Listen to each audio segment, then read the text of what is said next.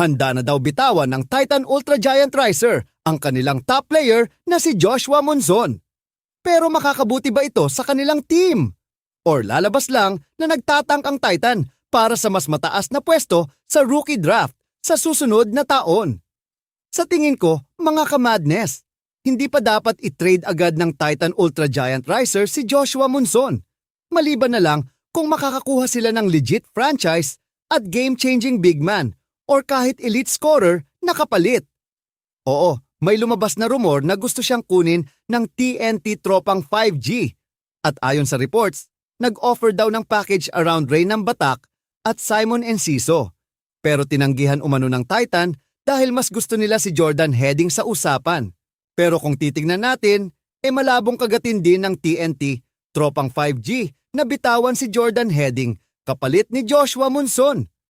Ang tanong kasi para sa management ng Titan, kung worth it ba mawala si Monzon ngayon sa team kahit na nagiging inconsistent siya sa opensa?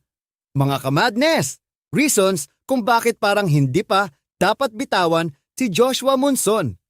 Una, siya pa rin ang pinaka two-way local player ng Titan. Team captain siya at isa sa iilang proven scorer at closer sa endgame ng team. Isa pa, leader din siya sa steals ngayong Commissioner's Cup stats. So malaking kawalan si Monzon defensively. Pero naiintindihan din natin kung bakit may trade talks. Kulang talaga sa interior presence ang Titan. Hindi pa balance ang roster nila bilang bagong franchise sa PBA. Mukhang naghahanap sila ng mas malaking star at core player na mag-fit around young players. Kaya kapag may chance na makakuha ng player tulad ni Jordan Heading or any top-tier big man, baka mapaisip talaga management ng Titan Ultra. At kung may katotohanan na magkakaroon ng share sa Titan franchise ang mga Lao at dadalhin si Coach Charles Tew bilang bagong head coach ng Giant Riser.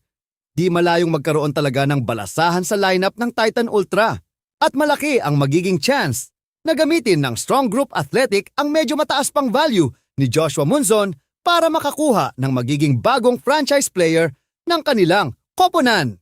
Sa pagkakataong ito, maaari talaga nating makita na matuloy ang trade ni Joshua Monzon kay Alex Stockton ng Converge Fiber Xers. Mas lumabas ang laro ni Alex Stockton nung si Coach Charles Tew pa ang humahawak sa Converge.